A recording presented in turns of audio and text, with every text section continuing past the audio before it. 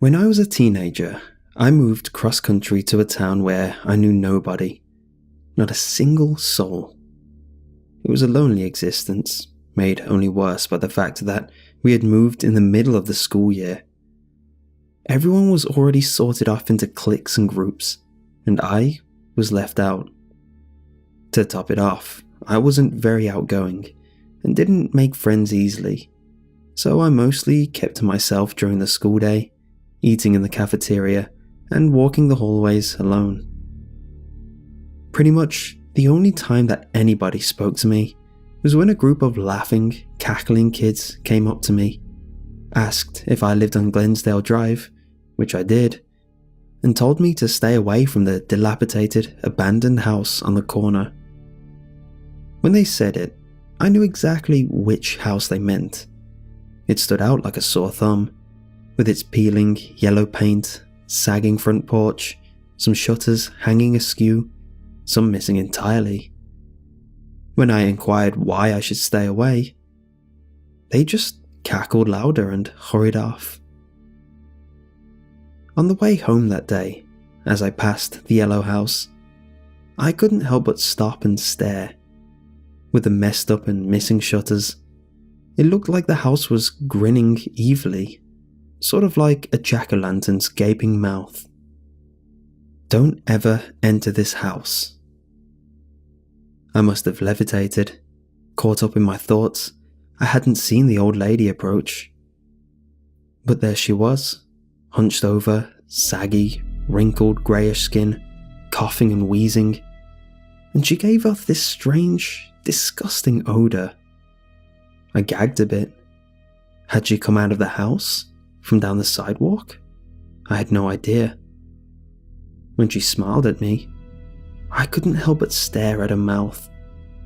Half her teeth were missing, the other half a sickly yellow. I probably recoiled, and she said, "If you think I'm just trying to scare you away, you're right." I couldn't help but muster a, "I'm sorry?" She coughed, practically hacking up a lung, trying to catch her breath, and started again. "I'm not some crazy old lady, just ranting and raving. Keep away from this house. If you go inside, things will happen. Bad things."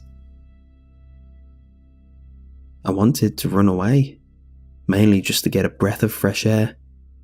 The foul stench emanating from her mouth was almost intolerable.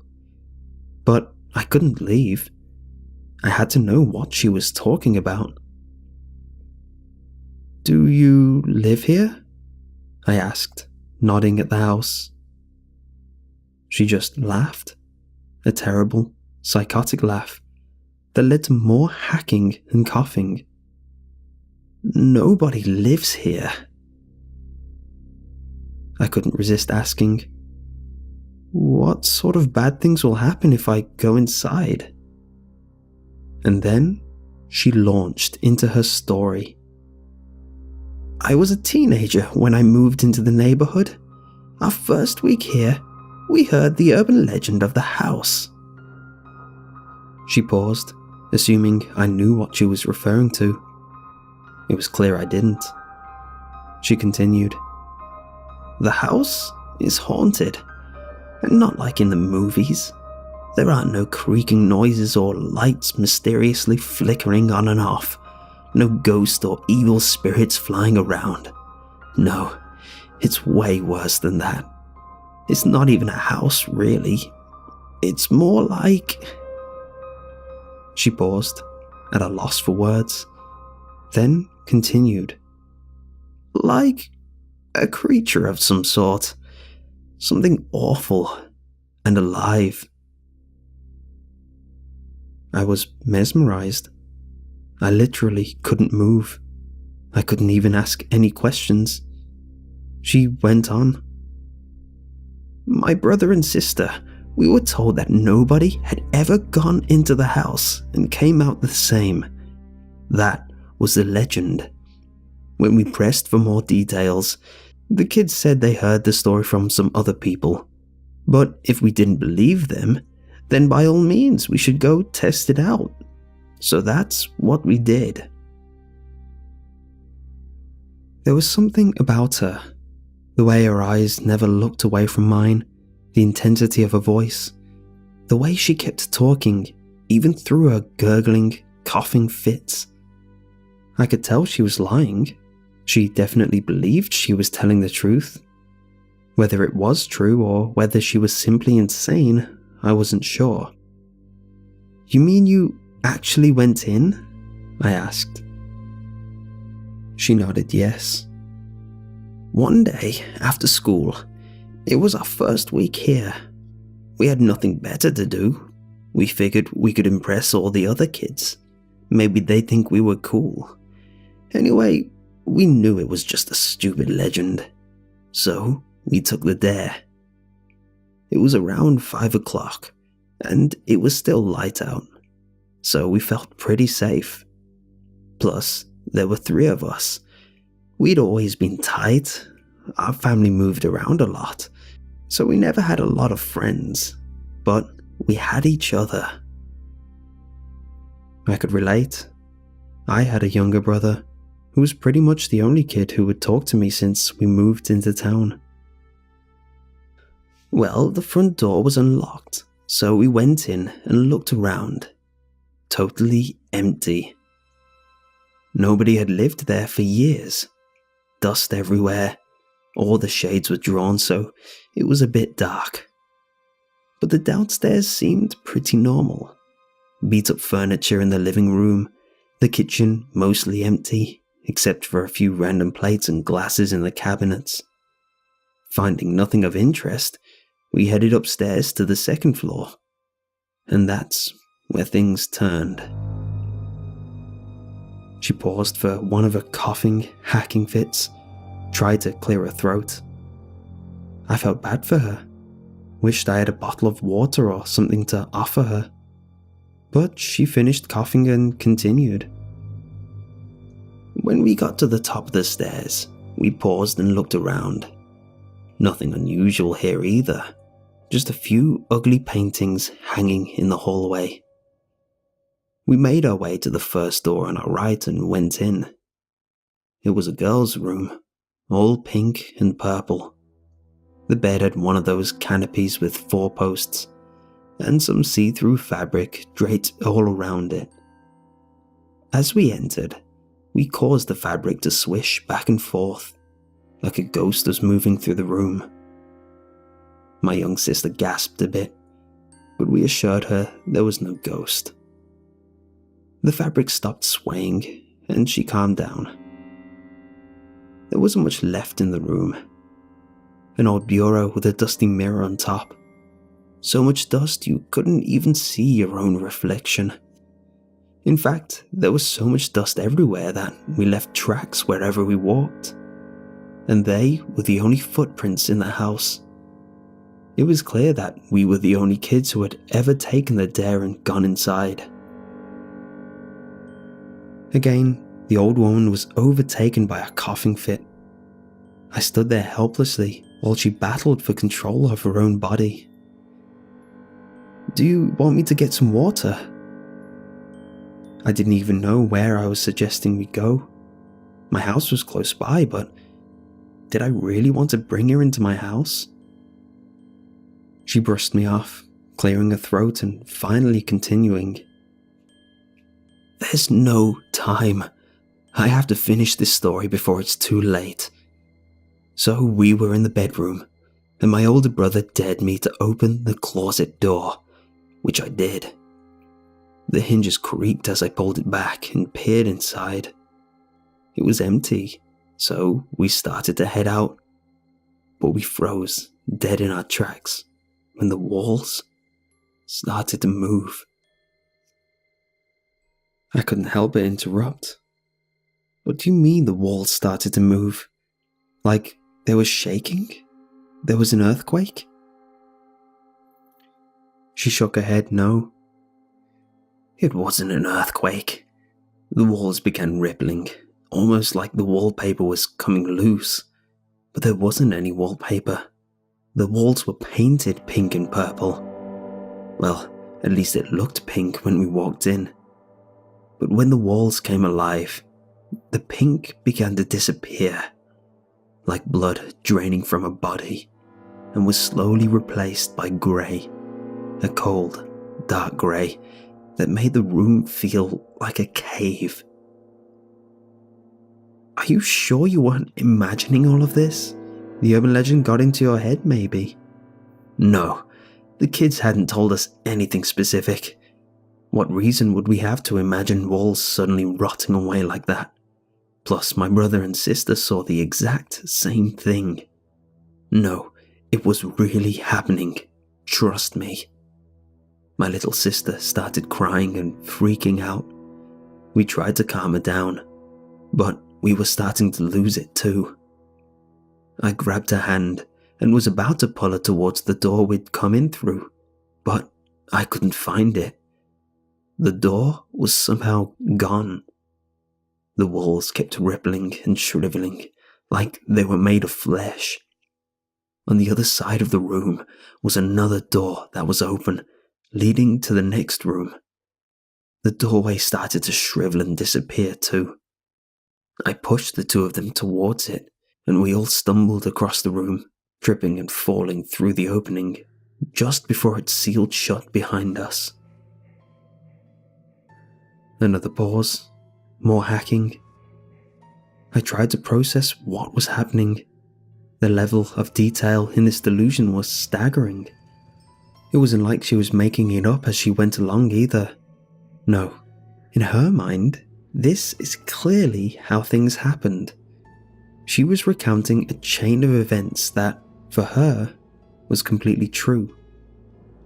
By this point, I was certain she was some homeless lady, badly in need of medical care. But she pushed on. Now, we were in a boys' room. The walls painted blue, along with some footballs and baseballs. There was weird odor. At first I thought it was just 'cause it was a boys' room. She paused. No offense. I forced a smile. None taken. She continued. It smelled acrid and stale, like a trash can bonfire was burning away. The smell got stronger and stronger. Then we realized the room was filling with some sort of cloud or smoke. Only there wasn't any fire. At least none we could see. No, it was like this foul, toxic gas was just seeping out of the walls. We started gagging and gasping for air. We knew we had to get out right away. Yet something kept us standing there. My siblings were transfixed by the house and its bizarre transformations. I was falling under that spell too, but shook it off, dropped to the floor like they tell you to do during a fire, and pulled them down with me. That seemed to snap them out of it, but the thick, nasty cloud was just as bad down there. It was almost impossible to see now, and we were crawling around blindly, flailing, trying to find the door. Then we found it, pushed it open, and crawled out, finding ourselves back in the hallway.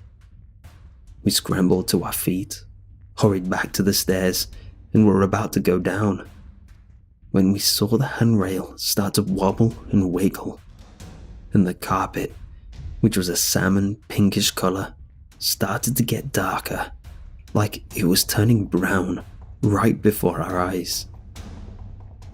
Maybe there was a fire, I chimed in. Maybe that explains what was going on. The walls melting from the heat, the smoke filling the room, now the carpet getting burnt.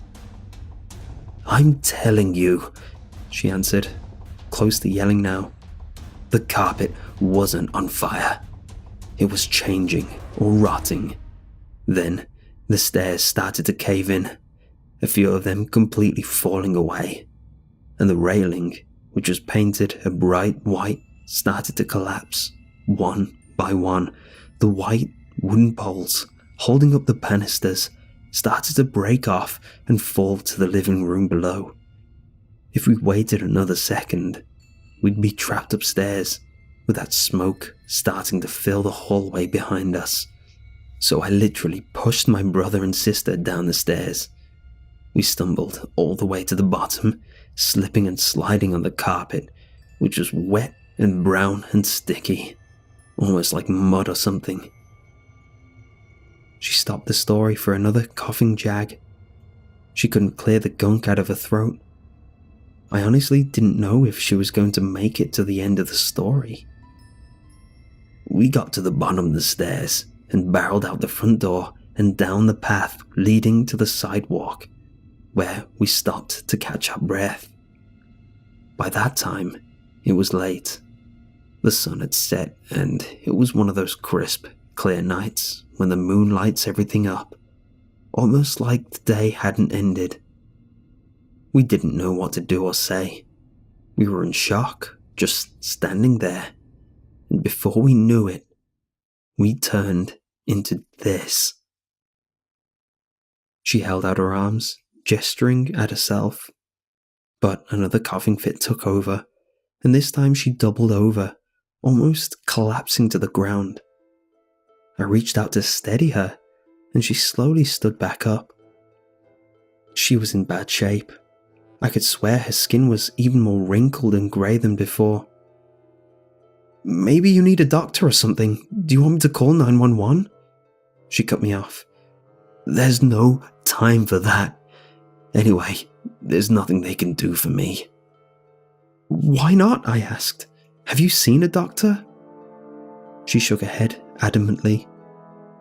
"I'm not sick. I'm not even old," she insisted. Now, I was beyond confused. I guessed she was about 80 years old. She was definitely sick, if not fatally so. And she had all the classic signs of being a lifelong smoker. The greyish, wrinkled skin, the disgusting breath, the rasping cough and shortness of breath, the yellow teeth and rotting gums. I mean, what the hell was she talking about? "The house did this to us. Don't you get it?" My lack of comprehension was now intolerable to her. She started full-on yelling at me. "We got grey and shriveled and wrinkled, just like the walls, and that smoky cloud messed up our lungs, and our teeth rotted and fell out, just like the white posts of that handrail. It was the house. We walked in 3 normal, healthy teenagers and came out looking like this. Stay away. Tell all your friends. Tell everybody. Nobody will listen to me. They all think I'm some raving, senile lunatic." The whole time she'd been telling the story, I'd felt unnerved, even scared. But looking at her now, I could tell she was just a sick, old lady suffering the effects of smoking. She had convinced herself this insane story was true, and she wouldn't give up. She needed me to believe her. She wouldn't stop until I believed her. "Then where is your brother and sister?" She nodded towards the house. "They went back in." "Why?" "They said they wanted to see if they could undo what the house did to us. I told them not to go back. I begged them. But I couldn't stop them.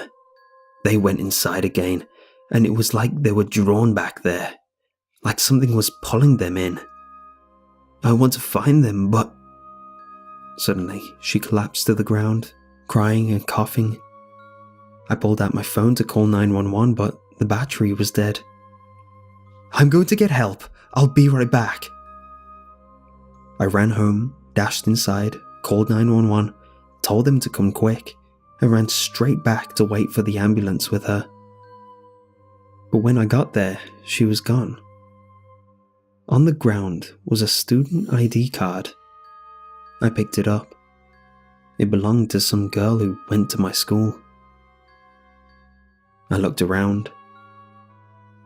Out of the corner of my eye, It looked like the front door of the yellow house slammed shut. Or maybe I was just imagining it. I don't know if she walked away or went back into the house. And I wasn't about to go in and find out.